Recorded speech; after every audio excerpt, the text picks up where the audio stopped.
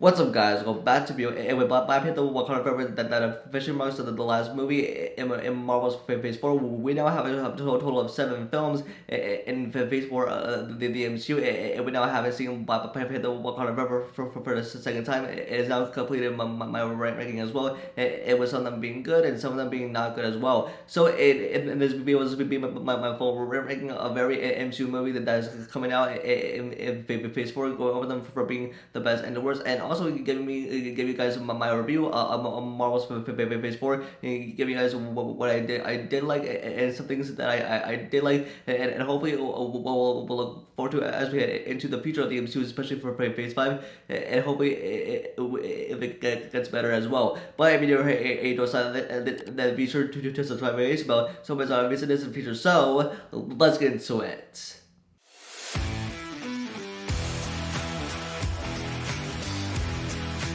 And now, starting at number 1, and it'll always be at number 1, and that's for Spider-Man No Way Home. It's because with this film, I truly did enjoy like many times, especially seeing like the Tom Holland Spider-Man on screen, and even though with this film, I celebrated like almost 20 years of live-action Spider-Man films, and this film even brought back to Tobey Maguire and Andrew Garfield's Spider-Man, since they're now getting to the MCU, and it was so awesome and so when it's the live action Spider-Man on screen, is especially what Marvel and Sony pulled off, and it even brought back the iconic Spider-Man villains from the franchises, especially for one of those Green Goblin, and even pull off a live action Spider-Man with Tom and Tobey and Spider-Man, and everything that I enjoyed about this film, especially as I enjoyed it back in the summer of 2021. It was definitely, it was like the greatest superhero movie of all time, or like the greatest Spider-Man movie of all time. And now, at number 2, we have Black Panther Wakanda Forever. With this movie being officially released, and from everything that I enjoyed about this film, it was amazing and incredible, especially as it had a great performance, especially coming from Letitia Shuri, and from Angela Bassett's Queen Ramada. And this film paid an amazing tribute to Chadwick Boseman, especially to his legacy and to the Black Panther story, and from everything like that went on about this film, especially with the Namor being like a badass villain, especially I really enjoyed Shuri in her Black Panther suit, and plus with a post-credit scene, I definitely paid a great tribute to Chadwick Boseman as well, and I felt like a great movie to end Phase 4 as well, especially with Wakanda, especially everything about the film that felt so amazing. And now at number 3, we have Shang-Chi and the Legend of the Ten Rings. And now with the Shang-Chi, it introduces Simu Liu into the MCU as the amazing Shang-Chi, and everything about this film just felt so good, especially with the kung fu, the fighting, and the action sequences, and like especially for our Shang-Chi's story. What was told in this film, as he was trained by his father named who was also known as a Mandarin. He was trained to be like an assassin, and like especially with everything that like went on, explored like great culture, especially with me being Shang-Chi's family, and just everything about this film. It just felt like so good, so when it's on screen, and about like like especially as it brought the first Chinese superhero into the MCU. And now at number 4, we have Doctor Strange and the Multiverse of Madness. And because with the Multiverse of Madness, I thought it was an awesome film. It was a reality-rated film. It took us a trip through the multiverse, especially with Doctor Strange, and with the Scarlet Witch being the big bad villain, especially who was after America Chavez and her powers. And plus, I love Soji Gomez as America Chavez. I thought she killed it and crushed it in that role, especially with everything about it. It felt so great. It was and brought the Illuminati into the MCU, and brought us John Krasinski's revenge. We were fantasizing for years, but was as MCU fans, and even like it's set up like major and game-changing stuff for the MCU, especially with the Secret Wars. It's especially there's going to be a third Doctor Strange film on the way, and especially with that, because like the one thing that I didn't like, the reason why it's at number 4 is because I think with like the lack of CGI, and it was as a loss of some characters, especially with the Rangers. I thought like it's a screen time like wasn't enough, I think, and they like wasted him, and I think like because I thought the movie was a longer as well, especially with this movie. I mean, I thought it was amazing and good as well.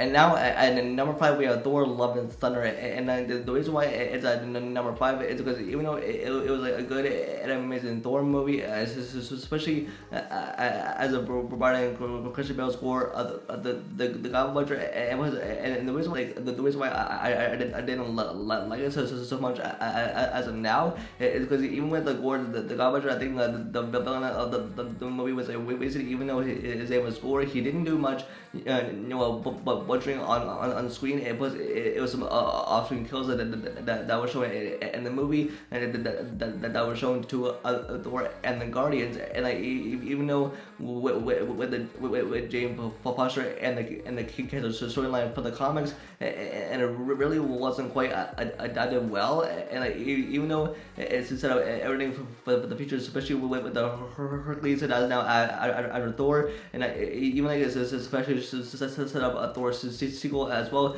and even with that, I thought it was a cool and fun Thor movie to witness, but overall I think it was like not good CGI as well, and even with the VFX shots, and even though it was a little bit good, I thought it was a fun Thor film as well. And now at number 6 we have Black Widow, and because of the reason why it's at number 6, it's because with the Black Widow, it took place during the events of Captain America's Civil War and before the events of Avengers and Infinity War. It's because I think that with the story, it was like not that good, especially with the Taskmaster who was wasted as well. And plus we're going to see Taskmaster next in the Thunderbolts, and even though with the Black Widow movie and the story, I kind of felt like it wasn't that good. It was a little bit good, but at the same time with that post-credit scene, like I think it definitely changed everything. And I think with the story, it was with as well. But I really enjoyed everything, especially with the David Harbour's Guardian and the MCU. I could see him in the Thunderbolts next, and even though I think with Natasha and Yelena Belova, I thought they were a great team as well. I think that it was a solid good film, especially with Natasha Romanoff. And finally, at number 7, we have Eternals. And now the reason why it's at number 7 because I thought it was an amazing, awesome, and beautiful movie. It had like great cinematography, and it was and like for things that I didn't like about it. But of course, it was good. But it brought in like 10 new characters all introduced all at once into the MCU. And even though it is set up big things, especially for a Eternals sequel that's probably on the way. And even though with this movie it felt like slow, but it definitely felt so slow as well. But also introduced a new characters and even introduced the Celestials into the MCU. But I thought it was good as well. But at the same time, it was slow as well. And now, in conclusion, like my thoughts on Phase 4 and everything as a whole, especially everything in the MCU, it was. I mean, I really enjoyed it for Phase 4, especially as it started off with the WandaVision, and even though everything I liked about that project, and even though with everything else that we ever experienced in the MCU, I thought it was good. But I at the same time, I feel like we've been getting like so much content in Phase 4, especially with all the Marvel shows on the Disney Plus, and like even though like they put out so much content, it seems like they've been putting out too much content, because like back when we had the first three phases of the MCU, they came out with like one, maybe two, or maybe three projects a year, and now that it seems that with phase 4 we've been getting so much, probably too much content, and even with the VFX, they're not done properly, and hopefully they can get done better, especially in the next phase, which is